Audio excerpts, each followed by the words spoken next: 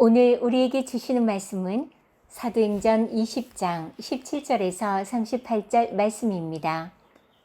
바울이 밀레도에서 사람을 에베소로 보내어 교회 장로들을 청하니 오매 그들에게 말하되 아시아에 들어온 첫날부터 지금까지 내가 항상 여러분 가운데서 어떻게 행하였는지를 여러분도 아는 바니 곧 모든 겸손과 눈물이며 유대인의 관계로 말미암아 당한 시험을 참고 주를 섬긴 것과 유익한 것은 무엇이든지 공중 앞에서나 각 집에서나 거리낌이 없이 여러분에게 전하여 가르치고 유대인과 헬라인들에게 하나님께 대한 회개와 우리 주 예수 그리스도께 대한 믿음을 증언한 것이라.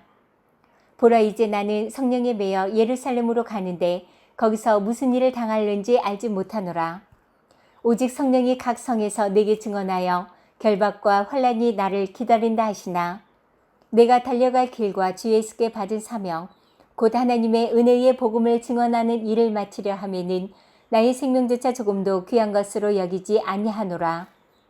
보라, 내가 여러분 중에 왕래하며 하나님의 나라를 전파하였으나 이제 여러분이 다 내 얼굴을 다시 보지 못할 줄 아노라. 그러므로 오늘 여러분에게 증언하거니와 모든 사람의 피에 대하여 내가 깨끗하니 이는 내가 꺼리지 않고 하나님의 뜻을 다 여러분에게 전하였습니다.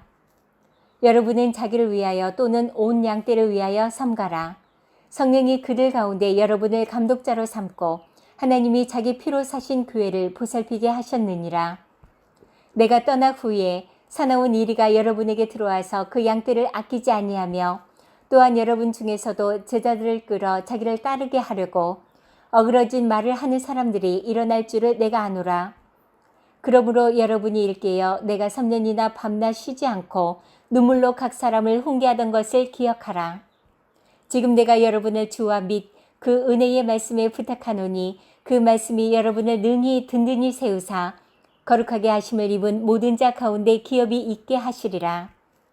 내가 아무의 은이나 금이나 의복을 탐하지 아니하였고 여러분이 아는 바와 같이 이 손으로 나와 내 동행들이 쓰는 것을 충당하여 범사에 여러분에게 모본을 보여준 바와 같이 수고하여 약한 사람들을 돕고 또 주 예수께서 친히 말씀하신 바 주는 것이 받는 것보다 복이 있다 하심을 기억하여야 할지니라. 이 말을 한 후 무릎을 꿇고 그 모든 사람들과 함께 기도하니 다 크게 울며 바울의 목을 안고 입을 맞추고 다시 그 얼굴을 보지 못하리라 한 말로 말미암아 더욱 근심하고 배에까지 그를 전송하니라. 아멘. 오늘 이 시간은 무엇에 매였는가 라는 제목을 가지고 하나님 말씀을 증거하도록 하겠습니다. 저와 여러분이 함께 사도행전의 말씀을 읽었는데요. 사도행전은 사도들의 행적을 쓴 책으로서 그 사도들이 걸어가는 그 곳곳마다 성령의 나타나심의 역사가 일어납니다. 그래서 사도행전을 다른 말로 성령행전이라고도 합니다. 그래서 성령행전이라고도 불리는 이 사도행전을 통해서 무엇을 말씀하시냐면 성부 하나님과 성자 하나님과 성령 하나님의 계획이 같다는 걸 가르쳐 주십니다. 바로 성부 하나님께서 인류를 구원하기 위한 계획하시고 그 뜻을 바로 자신의 아들 그리스도를 통해서 이루시고 또 이루신 그분의 뜻을 성령을 통해서 알게 하는 그런 역사로 동일하게 진행된다는 겁니다. 그래서 우리가 이 내용을 통해서 알 수 있는 것은 바로 성령의 사역이라고 불리는 그 부분이나 바로 말씀의 사역이나 동일한 모토를 두고 있어야 되는 게 뭐예요? 구원이라는 거예요. 아무리 기적과 어떤 환상과 역사가 많이 나타난다 할지라도 그곳에서 실제적인 구원의 역사가 일어나지 않으면 그것은 성경에서 이야기한 바로 하나님과 바로 예수 그리스도의 목적과 그 성령의 사역이라는 것이 반대되는 것이라는 거예요. 그래서 온전한 성령의 사역이라고 한다면 우리가 눈에 보여지는 어떤 기적에만 열광하고 기뻐할 것이 아니라 실체가 되는 분을 만나야 되는 거예요. 오늘날 존재를 느끼게 하고 또 존재에 대한 인식을 할 수 있게 도와주는 게 성령에 대한 체험이에요. 그래서 그 체험을 통해서 기억해야 되는 게 뭐냐면 바로 그 체험이라고 하는 거는 실체를 나아가기 위한 이정표의 역할을 한다는 거예요. 그래서 여기 있는 모든 분들이 성령의 어떤 충만한 역사를 체험했다고 한다면 성령의 충만한 역사는 다른 걸 상징하는 것이 아니라 성령을 통해 바로 예수 그리스도와 우리를 연결시켜 주시는 것이고, 그 예수 그리스도와 연결되어진 우리가 성령에 충만한다는 것은 바로 예수의 말씀으로, 예수의 가지셨던 뜻으로 충만하게 되어짐으로, 예수님이 가셨던 뜻이 누구의 뜻이었어요? 아버지의 뜻이었던 거예요. 그래서 우리는 아버지의 뜻대로 하나님의 영광을 위해 살아가는 개체가 되어진다는 겁니다. 그래서 그 하나님의 말씀에 대해서 오늘 이 사도행전을 쓴 사람이 누가인데, 누가가 바울이라고 하는 사도를 통해서, 바울이라고 하는 또 다른 사도를 통해서 그런 영향을 받은 다음에 하나님의 영광을 위해서 살아가야 된다. 우리는 나의 뜻을 구하는 것이 아니라 아버지의 뜻을 이루기 위해서 오늘도 호흡하는 거고, 오늘도 그 생명을 가지고 우리의 삶 속에 나아간다는 걸 가르쳐 준다는 거예요. 그렇다면 오늘 우리가 이 사도행전을 통해서 봐야 되는 건 무엇이냐면, 오늘 나의 삶 속에 실제로 성령의 그 충만한 역사를 통해서 성령의 그 도우심과 역사하심으로 말미암아 그리스도와 연결되어진, 마치 그분은 포도나무고 나는 그의 나무에 붙어있는 가지와 같은 존재로 젖붙임 바 되어진 존재로 오늘 그리스도의 그런 모든 은혜와 그 능력이 우리에게서 나오는지를 살펴봐야 된다는 거예요. 성령이 충만하다고 하는데 말씀과 동떨어진 삶을 살아가고 있다면 이거는 온전한 사람이 아니라는 거예요. 오늘 이 주시는 말씀을 통해서 여러분들과 제가 함께 살펴보며, 우리는 과거에 예수님을 쫓았던 그런 수많은 무리와 같이 기적을 쫓는 세대인가, 아니면 예수라고 하는 분의 실제로 관심을 가지면서 그분의 제자가 되길 원하고 그분의 말씀대로 살기를 원하는 사람인가, 그 말씀을 통해서 한번 점검해 보시면서 오늘 본문에도 얘기하고 있는 이 말씀을 토대로 해서 한번 돌아봤으면 좋겠습니다. 오늘 말씀은 사도 바울이 3년 동안이나 사역했던 에베소 교회 사람들과 이별하면서 그들에게 유언과 같은 설교를 하는 것이 오늘 본문의 내용이에요. 사도 바울이 이제 정들었던 그 장소에서 3년의 사역을 마치면서 떠날 때 핵심 되어지는 에베소 교회 장로들만을 부릅니다. 오늘날로 얘기하면 장로 직분을 받았다는 게 아니라 가장 교회 중심 세력이 되어지는 분들, 또 연세가 드신 분들, 교회를 이끌 수 있을 만한 지도자들을 불렀다는 거예요.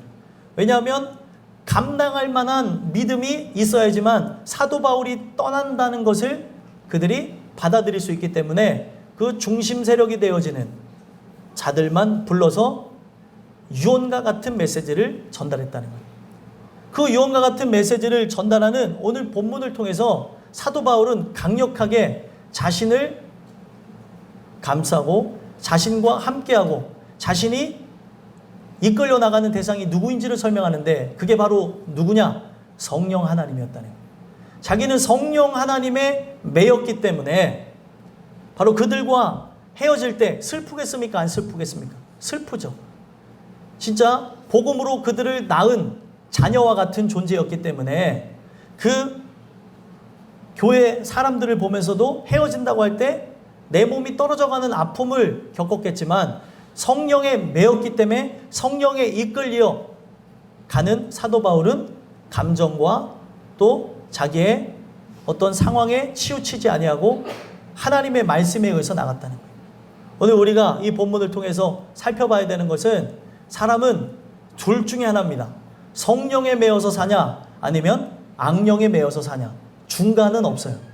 그렇기 때문에 오늘 주신 말씀을 통해 오늘 우리가 성령에 매여서 나가는지 아니면 성령이 아닌 개체에 의해서 매여서 나가는지 살펴보시면서 성령에 매였다고 하며 복음을 증거했던 사도 바울의 삶을 통해서 우리 자신들을 돌아보는 은혜가 있게 되기를 간절히 소망합니다. 그래서 오늘 본문을 보시면 17절에서부터 21절까지 내용을 보게 되어지면 장로들을 불러서, 에베소 교회 장로들을 불러서 사도 바울이 그들에게 과거의 이야기를 하면서 하나님의 은혜를 통해 당신들에게 가르친 게 이런 것이지 않습니까? 회상하면서 이야기를 시작한다는 거예요. 한번 말씀을 통해서 한번 봐볼까요? 17절 한번 읽어보겠습니다. 시작. 바울이 밀레도에서 사람을 에베소로 보내어 교회 장로들을 청하니. 아멘. 지금 에베소로 보내서 지금 바울은 밀레도라는 장소에서 에베소 교회 장로들을 부른 거예요. 밀레도는 에베소 교회 좀 밑에 있습니다. 근데 그 지역에서 교회 장로들, 에베소 교회 장로들을 부르면서 자기가 이제 에베소 사역을 마치고 에베소 지역에서 했던 사역을 마치고 떠나갈 것을 그들에게 이야기를 한다는 거예요. 그러면서 그들에게 무엇을 얘기하냐면 자기가 그동안 3년이라는 세월 동안 무엇을 가르쳤는지를 쭉 설명해줘요. 18절 한번 읽어볼까요? 읽어보겠습니다. 시작. 오매 그들에게 말하되 아시아에 들어온 첫날부터 지금까지 내가 항상 여러분 가운데서 어떻게 행하였는지를 여러분도 아는 바니. 아멘. 자, 그들에게 이제 말하면서 시작을 하는데 아시아에 들어온 첫날부터 지금 에베소라고 하는 데는 소아시아 지역에 있는 교회예요. 그 소아시아 지역에서도 가장 큰 교회. 우리가 알고 있는 그 아시아의 그 작은 부분, 소아시아가 아니라 요 터키 지역에 관한 부분이라고 보시면 되겠어요. 그 지역에 들어온 첫날부터 바로 자신이 어떻게 했는지를 기억해 달라는 거예요. 이거는 자기가 한 사역에 대해서 높임을 받으려고 그리고 많은 사람들에게 칭송을 받으려고 한 것이 아니라 자기가 전달한 말씀을 한번 되짚어 보자는 거예요. 왜 그렇습니까? 그들은 이 교회를 이끌어 가야 되는 중직이기 때문에, 기둥이기 때문에 그들이 쓰러지거나 넘어지거나 낭망하면 안 되니까 내가 무엇을 전했는지를 한번 생각해 보자고 하면서 여러분들도 아시지 않습니까? 하면서 대화를 시작하는 거예요. 그러면서 전달하는 내용이 뭐예요? 19절 한번 읽어보겠습니다. 읽겠습니다. 시작. 곧 모든 겸손과 눈물이며 유대인의 관계로 말미암아 당한 시험을 참고 주를 섬긴 것과. 아멘. 지금 과거에 자기가 어떻게 사역을 했다는 거예요? 모든 겸손과 눈물로서 사역했다는 거예요. 겸손이라는 게 여러분들 무엇이냐면 원어의 의미로 보니까 겸손은 하나님의 말씀에 붙어 있다는 거예요. 하나님의 말씀에 붙어 있는 이유가 뭐예요? 나라고 하는 존재를 믿지 못하는 거예요. 인간의 전적 타락, 나는 부패한 존재, 죄인이라는 것을 하나님 앞에 인정했기 때문에 말씀에만 붙어 있다는 거예요. 그게 겸손해요. 겸손한 게 말을 겸손하게 하고 행동을 모든 사람이 봤을 때 납득이 갈 만큼 네 하는 게 겸손이 아니라 하나님 말씀에 붙어 있는 게 겸손이라는 거예요. 근데 오늘날 많은 사람들은 겸손을 성경에 사도 바울이 보니까 어떤 얘기를 하냐면 꾸며낸 겸손을 하는 사람들이 있대요. 실제는 하나님의 말씀을 거역하며 나가면서 겉으로는 사람들이 볼 때 겸손한 것처럼 안녕하세요. 예, 그렇죠. 이게 겸손이 아닌데 겸손이라고 하는 건 하나님의 말씀에 순종하고 종으로서 살아가는 것인데 하나님의 말씀에는 관심도 없고 그 말씀은 오늘 내 손으로 밀어버린 것 같이 밀어버리면서 불순종하며 나가면서 겉으로 많은 사람들이 볼 때 착각하게끔 겸손한 언행 심사를 가지고 사람들을 속이고 나가고 있다는 거예요. 근데 사도 바울은 이 겸손이라는 단어를 통해 오직 위의 것을 바라보며 하나님의 말씀에 붙어 있다라고 하는 그 원어의 의미 그대로 살았다는 거예요. 그걸 기억하시죠. 그 얘기하는 거예요. 그리고 눈물로서 사역했어요. 왜 눈물로서 사역합니까? 사람들에게 하나님 말씀대로 살아야 된다는 것을 이야기를 해도 불순종으로 나가는 사람. 오늘 우리에게 하나님이 언제 우리를 부르실지 모르기 때문에 인생의 결산의 날을 알지 못하기 때문에 오늘도 주님 앞에 나오십시오 하는데도 다른 길로 나아가는 사람들이 있기 때문에 눈물로써 사역했다는 거예요. 내 자녀를 내 마음대로 하면 좋겠고 내 부모를 내 마음대로 하고 내 남편과 내 아내를 마음대로 해서 구원을 받게 하면 좋겠지만 내 힘으로 능으로 되는 게 아니라는 거예요. 하나님의 신으로 되기 때문에 눈물로 사역을 했다는 걸 얘기합니다. 우리가 이 사도 바울의 삶을 돌아보면서 여러분들의 자녀를 위하여 여러분들의 사랑하는 부모를 위하여 남편과 아내를 위하여서 또 여러분들의 사랑하는 손주들을 위해서 눈물로 기도하며 복음을 증거하는 여러분들과 제가 되기를 간절히 소망합니다. 그런 상황 속에서 어떻게 했대요? 유대인의 관계로 말미암아 당한 시험을 참았다. 유대인의 관계가 뭐예요? 유대인은 누구를 죽인 대상이에요? 예수를 못 박아 죽인 대상이에요. 예수님은 유대인의 왕이자 만왕의 왕으로 오셨는데 그들은 자신의 왕이 아니라고 하면서 어떻게 했어요? 예수를 십자가에 못 박아 죽게 하는 대상이 되어졌다는 거예요. 참 이걸 보면서 안타까운 게 뭐예요? 성경에 있는 모든 그 말씀 그대로 예수께서 예언하신 바대로 이 땅에 오셔서 우리를 위해 죽으시는 분으로 왔다고 하는데 예수님이 왔는데 못 알아보는 거예요. 그 얘기는 뭐예요? 말씀을 머리로만 알고 가슴에서는 인지하지 못한 채 성경 말씀 그대로 입술로는 하나님을 경외하나 마음에서는 멀었다는 거예요. 그래서 예수가 왔는데도 하나님의 아들이라고 하는데도 불구하고 그 하나님의 아들에게 굴복되어 그 말씀 가운데 나가고자 하는 그 마음이 전혀 없이 나갔다는 거예요. 예수님과 말씀으로 싸우려고 하고 하는 그런 모습들이 있었다는 거예요. 그래서 그 유대인들이 예수를 십자가에 달려 죽게 한 것뿐만 아니라 어떻게 했습니까? 복음을 증거하는 그 곳곳마다 제자들의 길을 가로막으면서 관계로 인해서 함정에 빠져 죽게 만드는 그런 일들도 있었다는 거예요. 그런 상황 속에서도 그들이 어떻게 했어요? 유혹과 그 환난, 그 시험을 참고 어떻게 했대요? 주를 섬긴 것. 그걸 기억해달라는 거예요. 주를 섬겼다는 거예요. 그리고 자기가 어떻게 사역했다고 합니까? 20절 한번 읽어보겠습니다. 읽겠습니다. 시작. 유익한 것은 무엇이든지 공중 앞에서나 각 집에서나 꺼리낌 없이 여러분에게 전하여 가르치고. 아멘. 유익하다고 한다면 그 유익한 게 무엇이든지 간에 사람들이 많은 공중 앞에서든지 각 집에 들어가서든지 제일 중요한 건 뭐예요? 어떤 사람이 있건 또 어떤 상황에 맞닥뜨리건 불편한 그런 환경 가운데 형편 가운데 처지 가운데 있을지라도 꺼리낌 없이 전했다는 거예요. 유익한 것이라고 한다면 사도 바울이 그렇게 강조하면서 얘기했던 유익한 게 뭐냐면 예수라고 하는 분이에요. 예수. 다른 걸 전하지 않았습니다. 사도 바울은 그때 당시에 많은 사람들이 우러러 볼 만한 석학이었어요.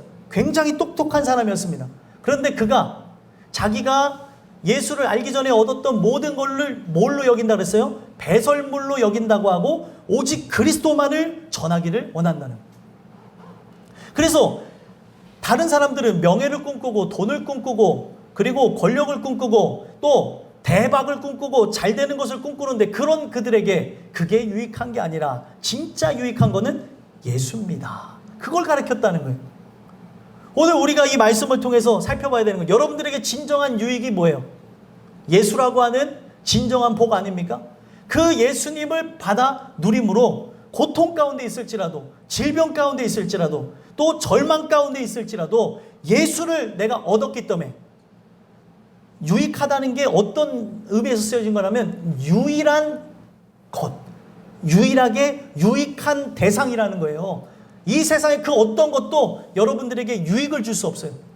오로지 유익을 주는 것은 예수라고 하는 한 분밖에 없습니다.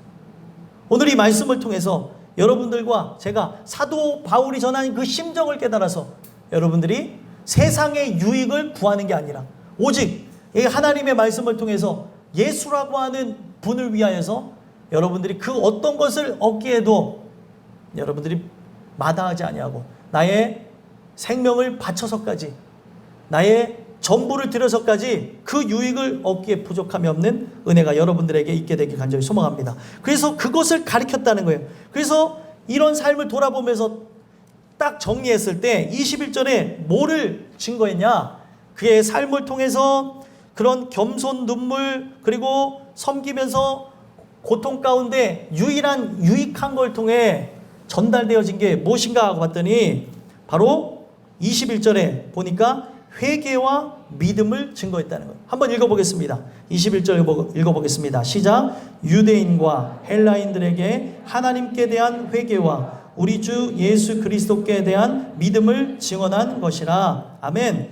지금 유대인과 헬라인, 유대인은 예수를 기다렸다고 하면서 메시아라고 하면서 기다렸다고 하나 예수가 왔을 때 예수님을 메시아로 인정하지 않고 죽인 그 대상자들을 유대인이라고 합니다. 그 유대인들과 헬라인들이라고 하는 건 이방인들, 그리고 그때 당시에 지식 있는 지성인들에게 바로 뭘 가르쳤대요? 회개를 가르쳤다는 거예요. 똑같습니다. 유대인들이나 이방인이나 뭘 회개를 시키는 거예요? 내가 예수를 못 박아 죽였다. 그걸 가르쳐주는 거예요. 예수가 돌아가신 이유는 나의 죄 때문에 내 죄를 짊어지고 그것을 담당하기 위해서 십자가 달려 죽었다는 거예요. 그래서 오늘 우리가 이것을 은혜를 통해서 온전한 죄인이 되지 않으면 십자가 밑에 나아가 긍휼을 구하는 일도 없어진다는 거예요. 그래서 회개라고 하는 게 무엇이에요? 회개라고 하는 거는 바로 통에 자복하는 거예요. 내가 바로 예수를 죽인 대상입니다. 아니 저는 그 시대 살지도 않았는데요. 나는 예수하고 상관이 없는 것 같은데요. 이것은 믿지만 내가 예수님을 죽인 건 아니죠. 이렇게 생각하는 그 사람들 통해서 얘기하고 있는 게 뭐예요? 시공간을 초월해서 우리 모든 사람들은 그때 당시에 내가 있었다고 한다면 예수님을 십자가에 못 박았겠습니까? 못 박지 않았겠습니까? 못 박았다는 사실을 통해서 우리 모든 사람들은 아담의 죄로 인해 전적인 부패와 타락을 했고, 그래서 원죄를 갖고 태어난 우리는 죽을 때까지 이 죄인으로서 예수를 십자가에 달려 죽게 할 수밖에 없는 죄인이라는 거예요. 은혜라고 하는 게 뭐예요? 내가 바로 이러한 죄의 악을 범했다는 걸 깨닫게 하는 거죠. 그래서 죄를 생각나게 하도록 회개에 대한 걸 가르쳤다고 얘기하는 것과 또 뭐를 가르쳤어요? 우리 주 예수 그리스도께 대한 믿음을 증언했다. 예수를 믿어야 된다는 거예요. 그래서 그들이 그 예수를 믿어야 된다는 것을 가리키면서 또 한 가지 가리켰던 게 뭐냐면 이 땅 가운데 예수가 다시 오신다는 것, 다시 오실 주님이라는 것, 그거를 믿어야 된다는 걸 가리켰어요.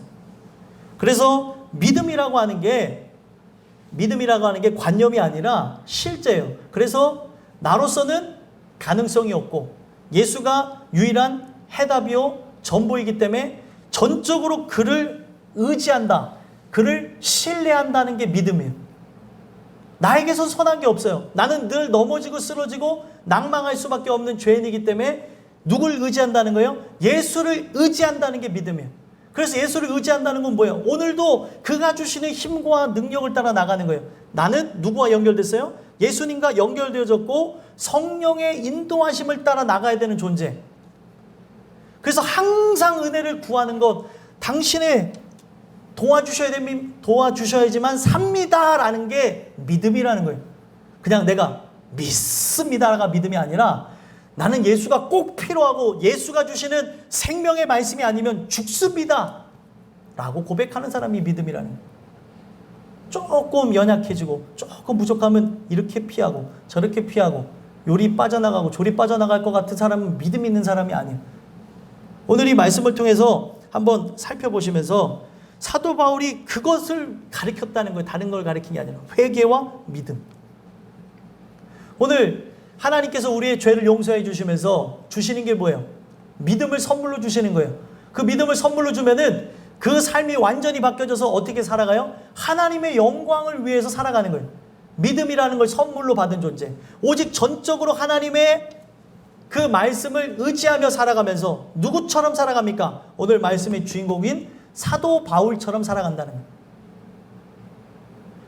오늘 사람들이요 착각하고 있는 게 우리가 갖고 있는 사랑이 굉장히 크다고 생각하는데 이 사랑은 진짜 성경 안에서 보게 되어지면 위선적이고 그리고 연약한 사랑인 걸 볼 때가 있어요. 남녀 간의 사랑, 부부 간의 사랑, 또 부모, 자식 간의 사랑, 그리고 친구 간의 사랑 굉장히 큰 것 같죠? 근데 성경은 우리가 진짜 사랑을 체험한다고 한다면 누구처럼 사랑해야 된대요?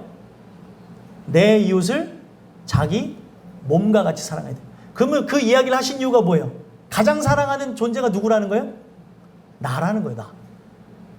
근데 나를 가장 사랑하면서 사람들에게 뭐예요? 내 사랑이 얼마나 큰지 하면서 그 사랑을 진짜 한정적인 사랑을 주면서 이거를 포장할 때가 있어요.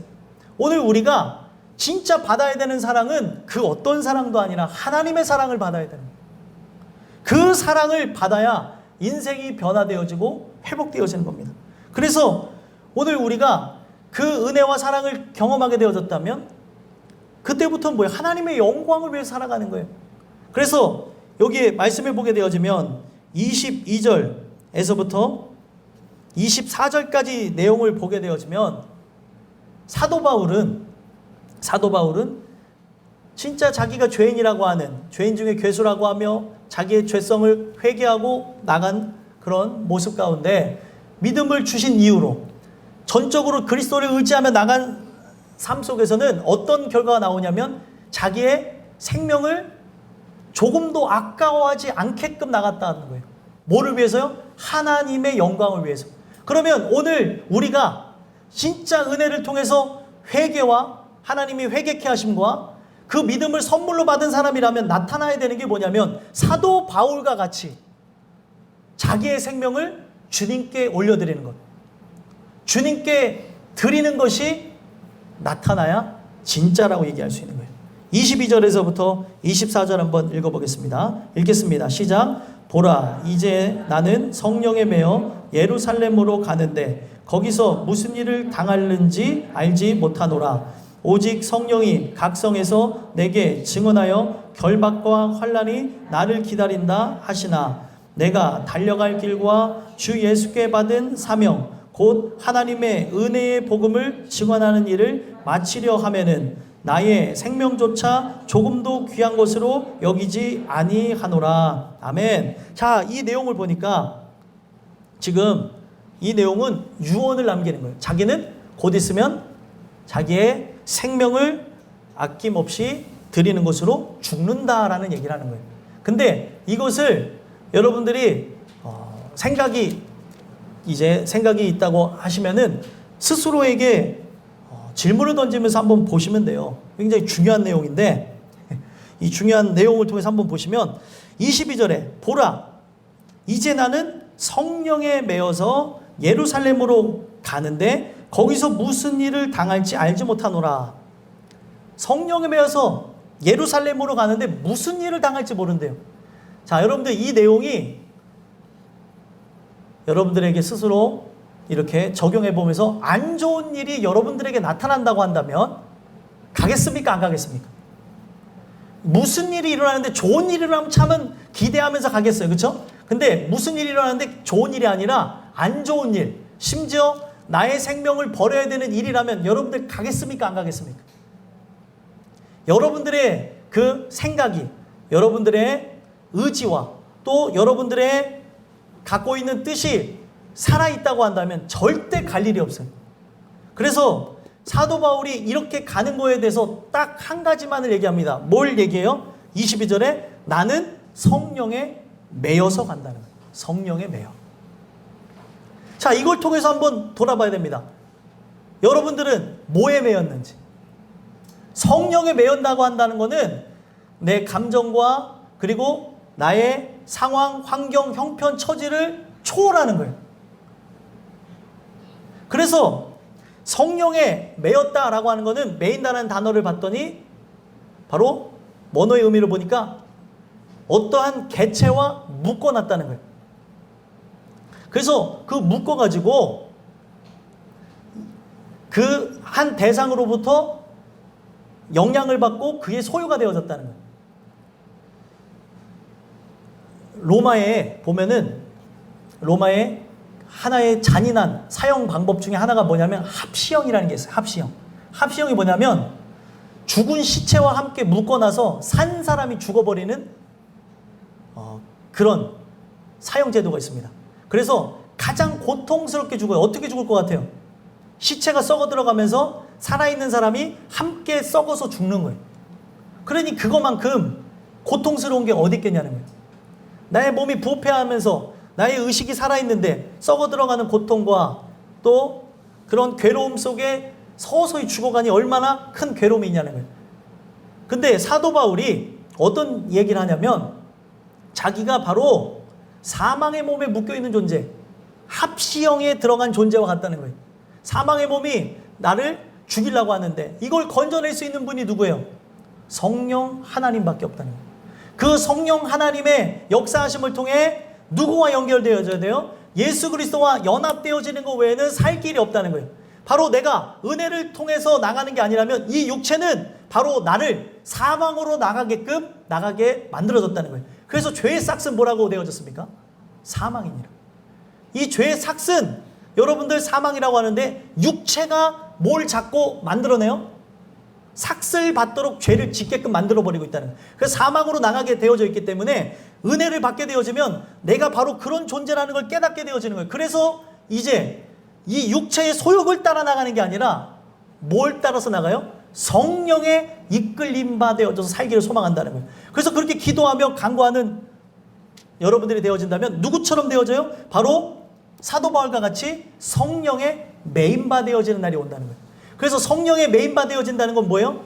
내가 그분의 소유가 되어졌어. 그분의 영향을 받는 거예요. 마치 그 시체와 묶어놓은 것으로 인해서 사망의 권세가 들어오는 것처럼 생명, 절대적인 생명과 우리가 함께 나가게 되어지니까 성령을 통해서 성령의 소욕이 들어오게 되어지는데 그 성령을 통해서 바로 예수라고 하는 그 분의 속성이 흘러 들어오는 거예요.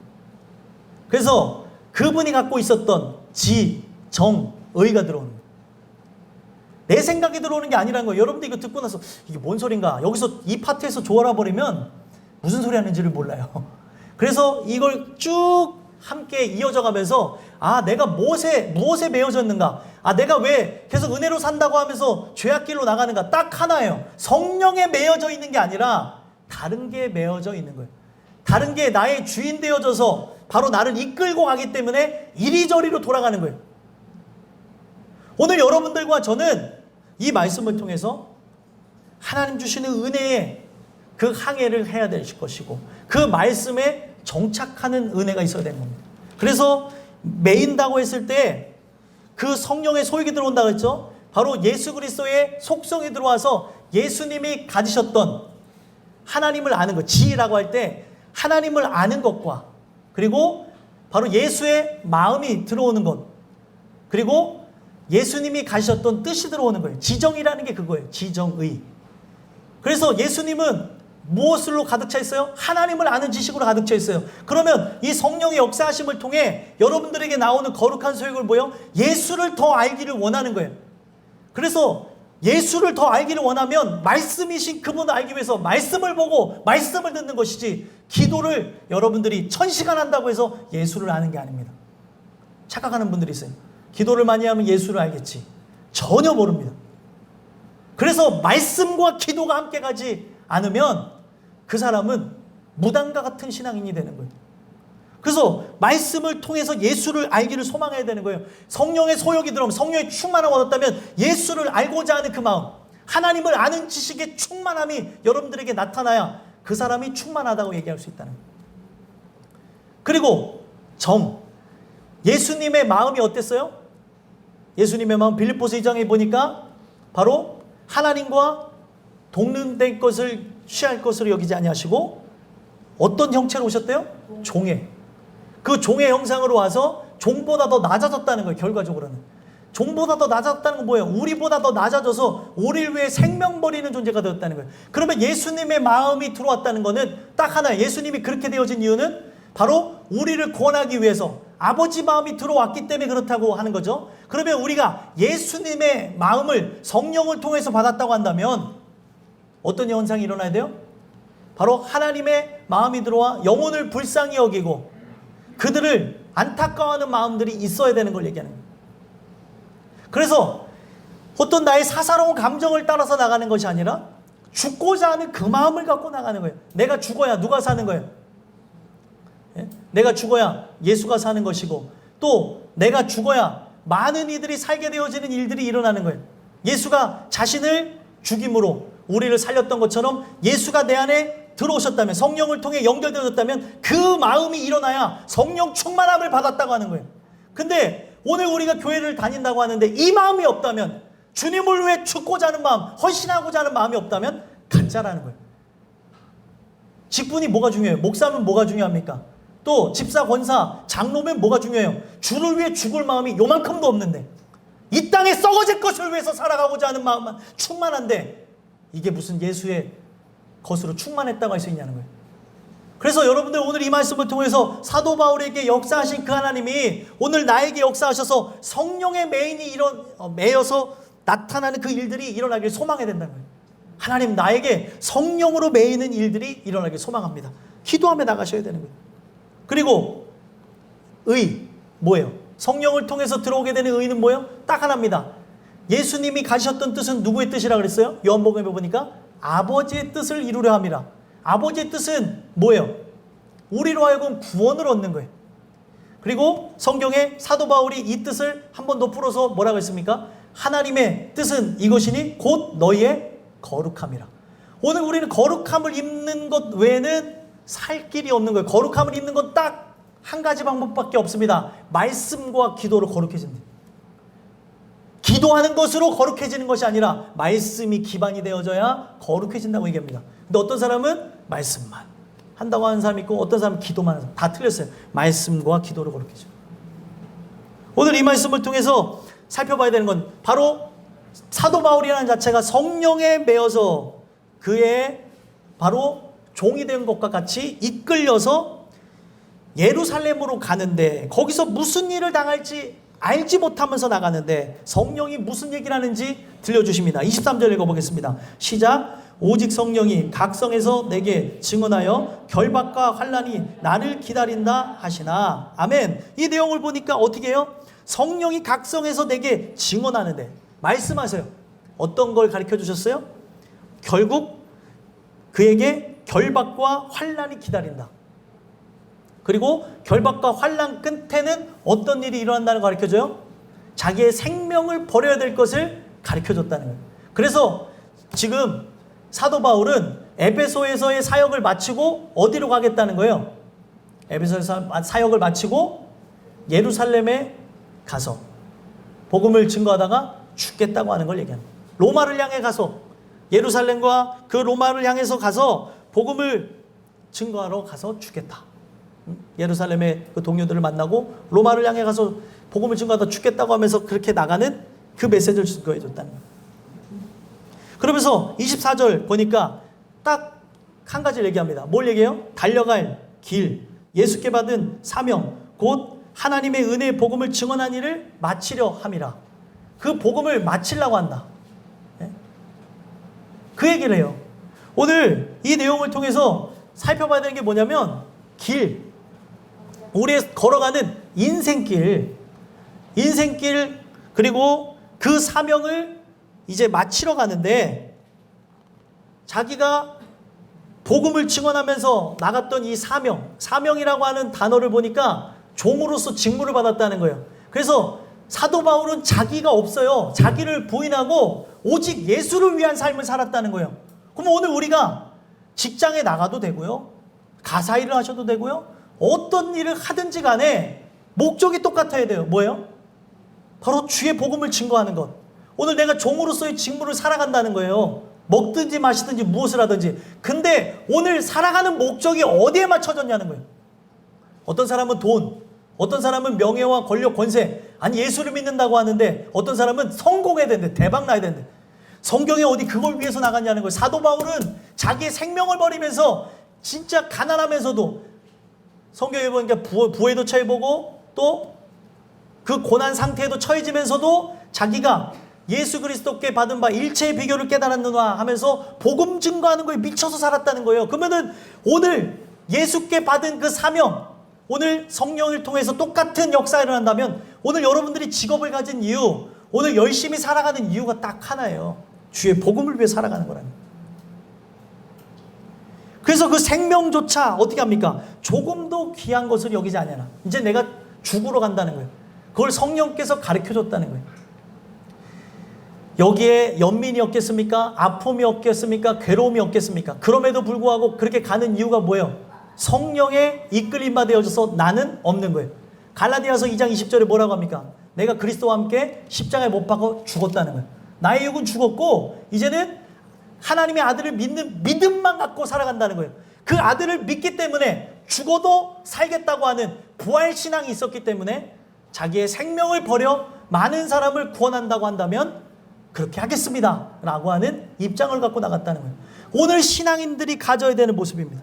그러면서 25절에서부터 35절까지 내용을 보니까 뭐에 대해서 얘기해요?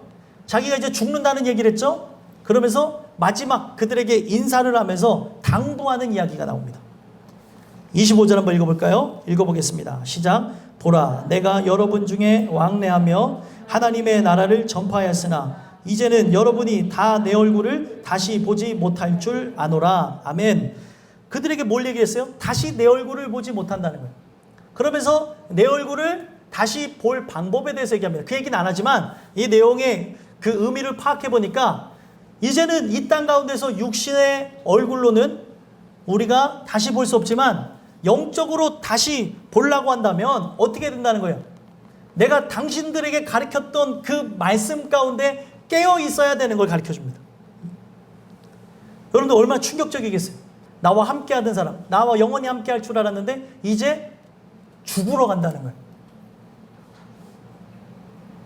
성령이 그렇게 이끌려서 그 길을 간다고 하니까 이들이 이걸 받아들일 수 있겠냐는 거예요. 그래서 교회에 중직이 되어지는 사람들만 놓고 이야기를 한다는 거예요. 사도 바울은 항상 그날이 마지막이라는 생각 갖고 살았습니다. 오늘 우리의 인생이 계속되어질 걸 갖고 살아갈 것이 아니라 오늘이 마지막이라는 생각을 갖고 항상 정리하며 살아야 될 것이라는 거예요. 주께서 오늘 가라고 하면 손 놓고 가는 거예요. 슬프고 고통스럽고 애통이 있고 저들을 어떻게 다 하겠지만 사도 바울도 마찬가지였겠죠. 자기가 복음으로 난 자녀들이었기 때문에 이들을 보면서 이 교인들을 보면서 얼마나 아팠겠습니까? 그럼에도 불구하고 성령의 이끌림을 따라서 성령에 매여서 간다는 거예요. 그래서 그들에게 강하게 나를 만나고자 한다면 내 육신의 얼굴로 보는 건 마지막이니까 이제는 어떻게 하라는 거예요? 말씀을 통해서 항상 내가 말했던 거를 기억하라는 거예요. 그래서 26절에서부터 31절 한번 읽어보겠습니다. 읽겠습니다. 시작. 그러므로 오늘 여러분에게 증언하거니와 모든 사람의 피해에 대하여 내가 깨끗하니 이는 내가 꺼리지 않고 하나님의 뜻을 다 여러분에게 전하였습니다. 여러분은 자기를 위하여 또는 온 양떼를 위하여 삼가라. 성령이 그들 가운데 여러분을 감독자로 삼고 하나님이 자기 피로 사신 교회를 보살피게 하셨느니라. 내가 떠난 후에 사나운 이리가 여러분에게 들어와서 그 양떼를 아끼지 아니하며 또한 여러분 중에서도 제자들을 끌어 자기를 따르게 하려고 어그러진 말을 하는 사람들이 일어날 줄을 내가 아노라. 그러므로 여러분이 일깨어 내가 3년이나 밤낮 쉬지 않고 눈물로 각 사람을 훈계하던 것을 기억하라. 아멘. 그래서 여기 내용을 보면 26절에서부터 31절까지 내용을 통해서 뭔 얘기를 하냐면 내가 떠나면 어떤 일이 있을 거라는 거예요. 앞으로 하나님의 말씀 가운데 스스로를 겸비해야 된다. 스스로를 돌아보며 내가 당신들에게 전달했던 말씀 가운데에 깨어 있어야 된다는 거예요. 왜 그렇습니까? 자기가 떠나게 되어지면 사나운 이리가 들어오게 되어지고 또 거짓 사도들이 들어와서 그들을 혼란을 줄 수 있기 때문에 말씀 가운데에 기억, 내가 당신들에게 전달했던 그 말씀을 기억하라는 거예요. 그래서 사도 바울은 당신과 나와 있었던 좋은 추억을 기억하라는 게 아니라 내가 전달했던 이 말씀을 기억하시고 절대 쓰러지지 말라는 그 당부의 메시지를 줬다는 거예요. 사도 바울의 믿음이 얼마나 크냐면 어떻게 3년 정도 양육하고 가는 상황에서 마음이 편할 수가 있겠냐는 거예요. 물가에 내놓은 아이처럼 그들을 보며 아픈 마음도 있을 것이고 그리고 저것이 잘 살 수 있을까 하는 그런 자녀를 바라보는 마음도 있었을 것인데 뭐라고 얘기합니까? 27절에 보니까 하나님의 뜻을 여러분들에게 꺼리끼지 않고 다 전했다고 얘기하고 28절에 보니까 또 뭐라고 얘기해요? 감독자로 삼고 여러분들을 감독자로 삼고 하나님이 자기 피로 사신 교회를 보살피게 하셨느니라.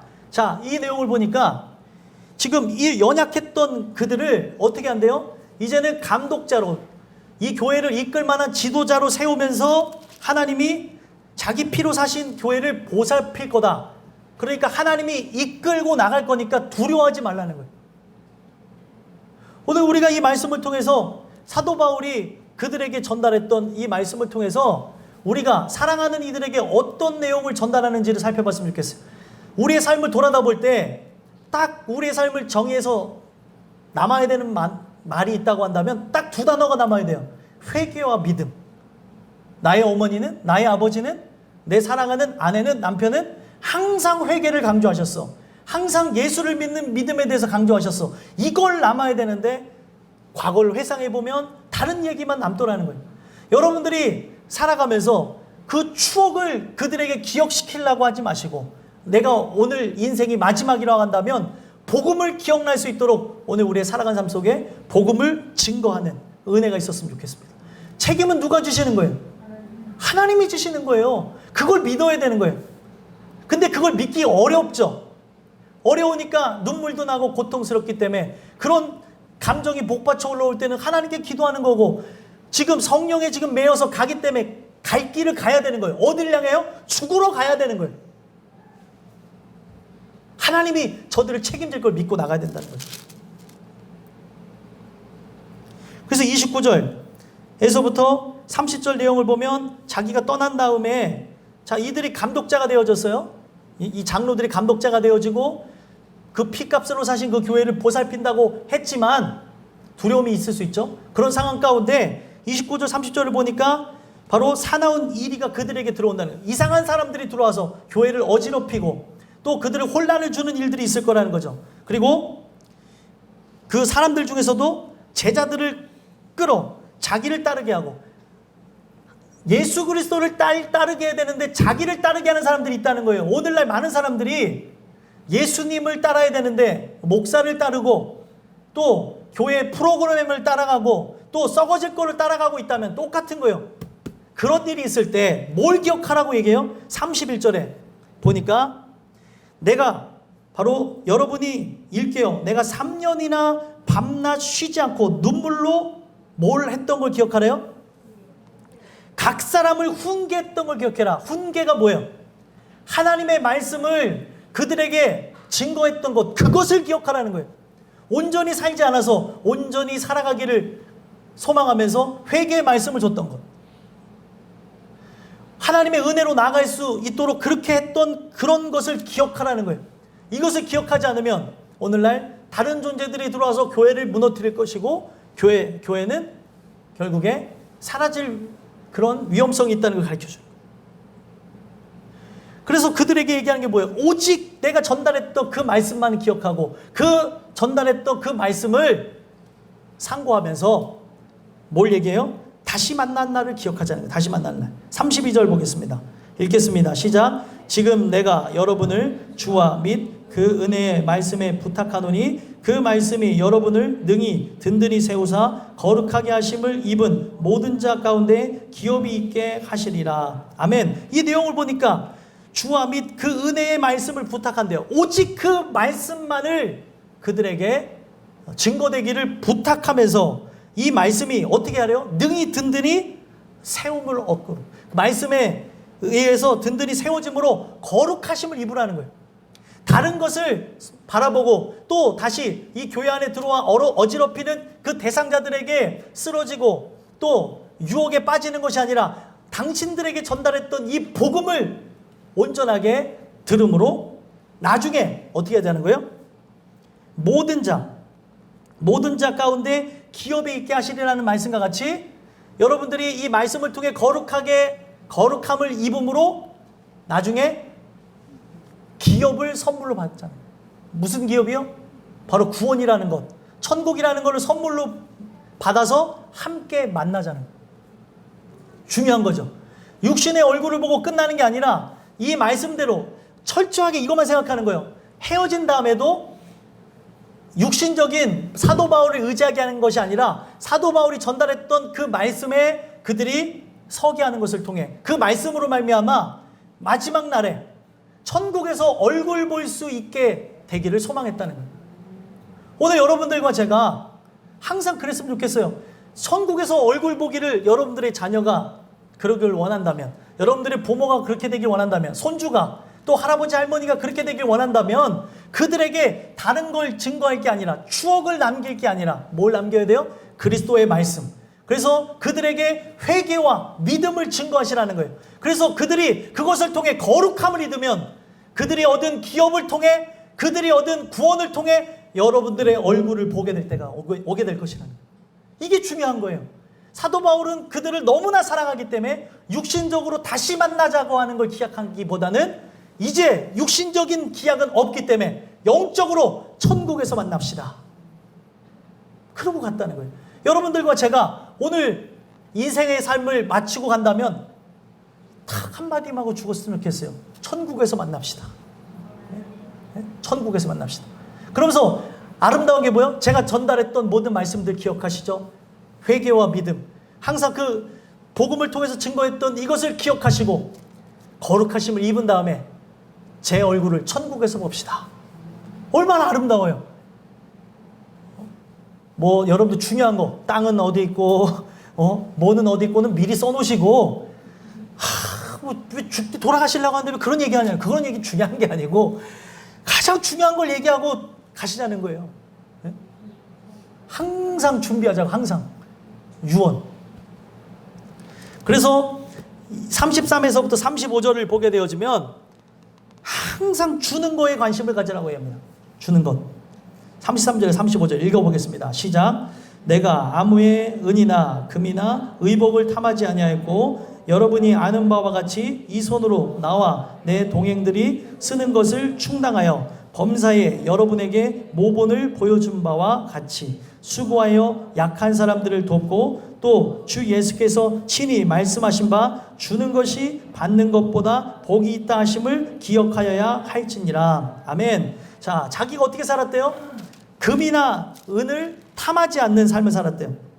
그러면서 항상 자기는 그 같이 했던 동행들, 같이 했던 제자들과 함께 쓰는 것을, 자기 손으로 쓰는 것을 충당하면서 뭐를 주는 거에 관점을 두고 살았냐면 약한 사람들을 돕고 그들에게 주는 것을 모범으로 보였다는 거예요. 자, 그러면 이것을 잘못 해석하게 되어지면 이 사람이 어려운 중에도 돈을 벌어서 어려운 사람을 도와줬구나라고 생각하는데 그 얘기가 아니라 여기서 돕고 주었다라고 하는 거는 가장 필요한 걸 줬다는 거예요. 육신적으로도 도움을 줄 만한 그런 것을 행했다고 하지만 구제를 했다는 것도 말이 맞지만 제일 중요한 거를 줬다는 거예요. 뭘 줬다는 거예요? 말씀, 복음을 줬다는 거예요. 그래서 사도행전이잖아요. 사도행전에 보면은 3장에 베드로가 그 성전 미문에 다리 불구가 되어져 있는 그 사람에게 뭐라고 얘기했어요? 은과 금은 내게 없거니와 내게 있는 것으로 내게 주노니. 뭘 주겠대요? 네. 나사렛 예수 그리스도의 이름으로 일어나 걸어라. 예수 그리스도의 이름으로 명하노니 일어나 걸어라 했다니. 내게 있는 것을 줬다는 거예요. 그럼 여기서 주는 거라고 하는 건 뭐예요? 돈의 개념이 아니에요. 재물의 개념이 아니에요. 여러분들이 살아가는 그 삶 속에 중요한 옷가지나 아니면 필요한 생필품이 아닙니다. 뭘 주는 거예요? 예수를 주라는 거예요. 내 안에 있는 그리스도를 줘야 된다는 거예요. 입만 열면 증거되어져야 되는 게 바로 이것이라는 거예요. 근데 입만 열면 한탄, 그리고 입만 열면 불평, 불만, 원망, 입만 열면 남을 판단하고 정죄하는 이런 것들이 내 안에 쏟아지고 있다면 이건 인간의 본성이에요. 직관의 능력에 의해서 나타나는 죄성이라고 한다면 은혜에 의해서 그들의 부족함을 알고 나약함을 알고 예수를 줄 수 있는 자, 그 사람이 되라는 거예요. 그래서 주는 것이 뭐보다 낫대요? 받는 것보다 복이 있다. 주는 건 아무나 주는 게 아니에요. 이 줄 수 있다는 것은 실체를 갖고 있는 거죠. 내 안에 그리스도가 있기 때문에 줄 수 있다는 거예요. 그래서 이건 복을 받았다는 거예요. 그 복 받았다고 한다면 그 사람들에게 돈을 푸는 게 아니라 복 받았다고 한다면 예수를 그들에게 증거하는 거예요. 그래서 이들이 바울이 떠나간 다음에도 그 말씀에 의해서 세워지기를 소망하도록, 내가 예수를 줄 수 있는 사람이 되어져야 되겠구나 라고 하는 결론을 낳고 그들과 헤어졌다는 거예요. 그래서 마지막 36에서부터 38절을 보게 되어지면 안타까운 마음이 있지만, 사도 바울과 이제 헤어져야 되는 마음이지만 눈물로 헤어지면서 전송합니다. 한번 읽어보겠습니다. 시작. 이 말을 한 후 무릎을 꿇고 그 모든 사람들과 함께 기도하니 다 크게 울며 바울의 목을 안고 입을 맞추고 다시 그 얼굴을 보지 못하리라 한 말로 말미암아 더욱 근심하고 배에까지 그를 전송하니라. 아멘. 자, 이 내용을 보면서 특이한 게 뭐예요? 이 사람들이 진짜 아프겠습니까? 안 아프겠습니까? 아프겠죠. 유언을 남기고 떠나는 사도 바울 보면서 굉장히 아프지만 무릎을 꿇고 함께 기도하면서 다 크게 울고 목을 안고 입 맞추고 헤어지는 그런 인사를 나눈 다음에 뭐를 기억하겠어요? 다시 그 얼굴을 보지 못하리라 한 말로 말미암아 진짜 어떻게 했어요? 마지막 인사를 했대요. 그래서 모든 사람들이 어떻게 했대요? 끝까지 그 배에까지 가서 마지막 그를 전송하면서 끝났다는 거예요. 이 사람들이 대단한 사람들이죠. 왜 대단한 사람이에요? 천국에서 보기를 원하며 거기서 헤어졌다는 거예요.